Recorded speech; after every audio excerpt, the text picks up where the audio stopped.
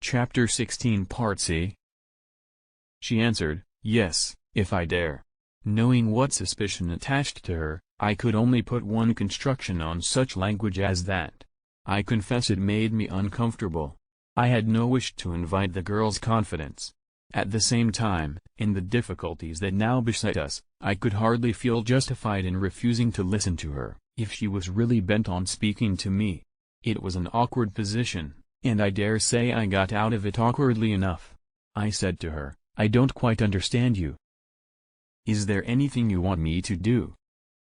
Mind, Betteridge, I didn't speak unkindly. The poor girl can't help being ugly. I felt that, at the time. The cue was still in my hand, and I went on knocking the balls about, to take off the awkwardness of the thing. As it turned out, I only made matters worse still. I'm afraid I mortified her without meaning it. She suddenly turned away. "He looks at the billiard balls," I heard her say. "Anything rather than look at me." Before I could stop her, she had left the hall. I am not quite easy about it, Betteridge.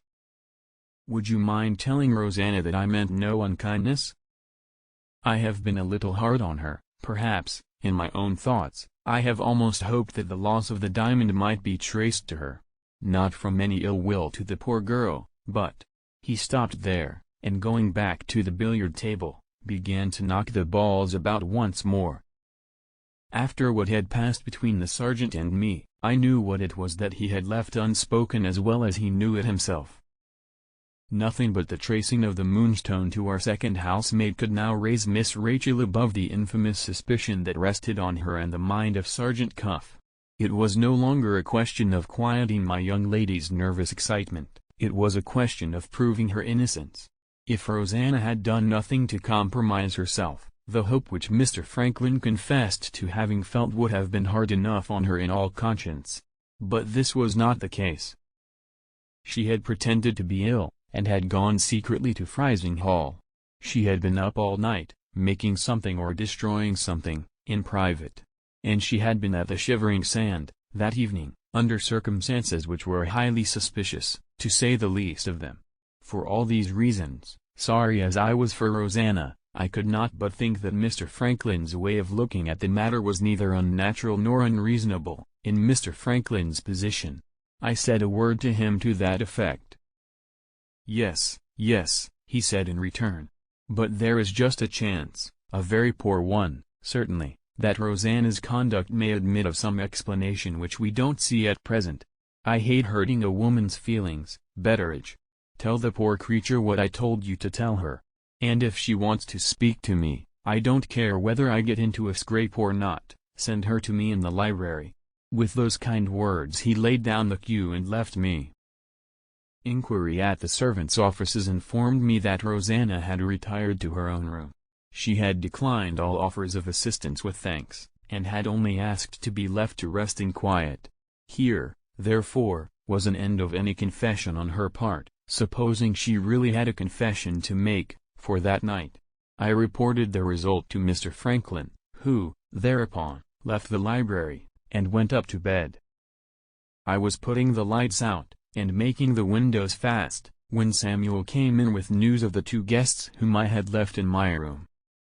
The argument about the white moss rose had apparently come to an end at last.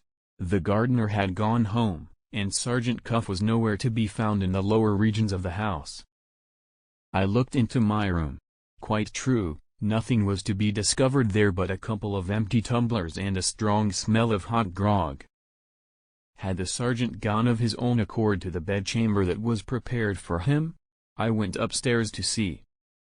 After reaching the second landing, I thought I heard a sound of quiet and regular breathing on my left-hand side. My left-hand side led to the corridor which communicated with Miss Rachel's room.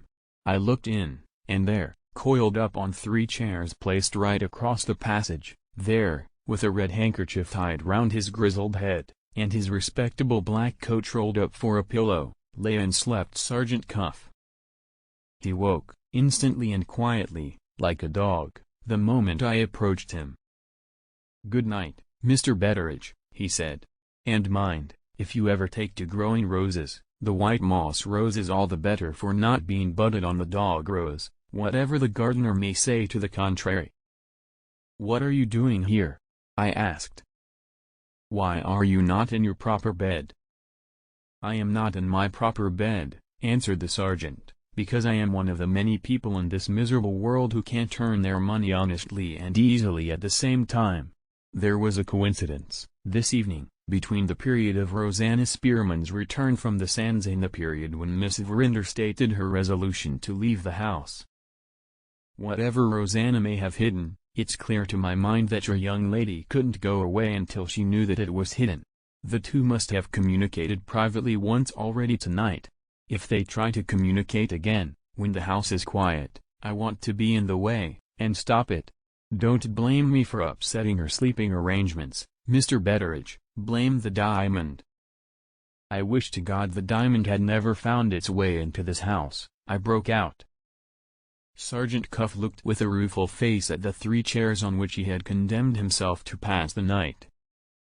"So do I," he said, gravely.